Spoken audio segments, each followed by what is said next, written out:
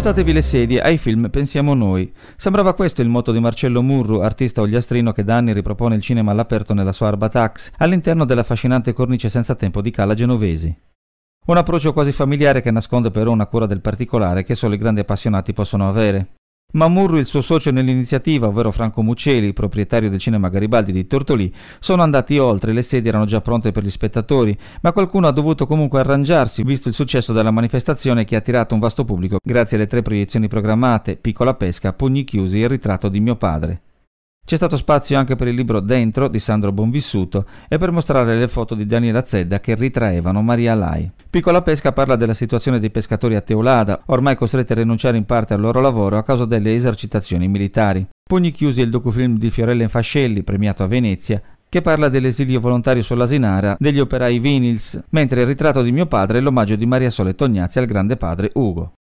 Un nome tutto sardo per la manifestazione che si terrà il 9 agosto a Villa Grande, anche se i protagonisti di Sastrumpa non vengono solo dalla nostra isola. L'affascinante lotta nuragica coinvolgerà infatti atleti da Francia, Inghilterra, Spagna, Scozia, Islanda, Senegal e Brasile. Gli organizzatori tenteranno di ripetere il grande successo dell'anno scorso, nel quale, oltre ad essere scesi in campo per lottare, i protagonisti si sono esibiti in balli del loro paese d'origine. Un evento, quello di Sastrumpa, che apre le porte della Sardegna e la mette in contatto con il resto del mondo.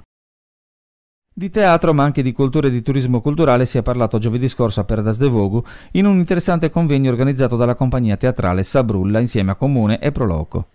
Relatori del dibattito, coordinato da Giacomo Mameli, che stasera sarà all'Onusei per presentare il suo ultimo libro Sardo Sono, alcuni addetti ai lavori: Mimma Gallina, consulente del Teatro di Sardegna, Antioco Usala, responsabile economico di Cadadie Teatro, Silvano Vargiu, attore e regista del Teatro della Chimera, Matteo Frate, direttore del Galogliastra. Ospite dell'incontro, qui non ha fatto mancare la sua presenza il sindaco Mariano Carta, il primo violinista della London Symphony Orchestra, Simone Pittau, direttore artistico del Culture Festival in Sardegna.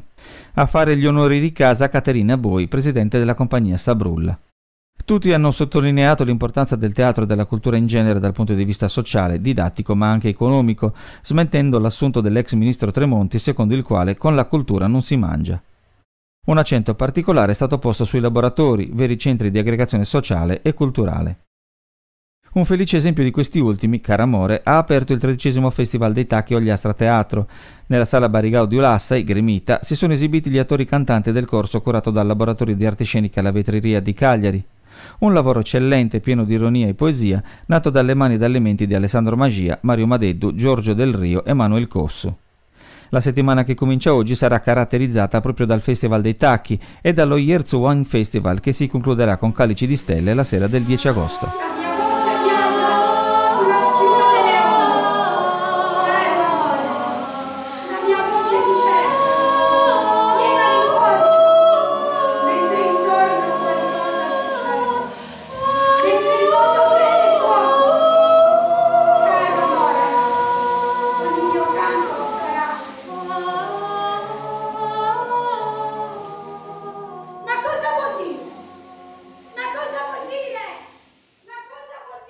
Nessuno sbarco per i saraceni quest'anno. L'evento, che l'estate scorsa aveva coinvolto numerosi spettatori, dovrà essere rinviato a causa di mancanza di fondi. In un comunicato, la cooperativa Sardegna Inesplorata ammette che la causa dell'annullamento è proprio l'indisponibilità delle somme richieste per preparare lo spettacolo. 3.000 contatti in 3 giorni, e questo è il risultato raggiunto dal nuovo occhio puntato sulle rocce rosse di Arbatax. La webcam che mostra il magnifico paesaggio è raggiungibile sul sito www.arbatax.eu.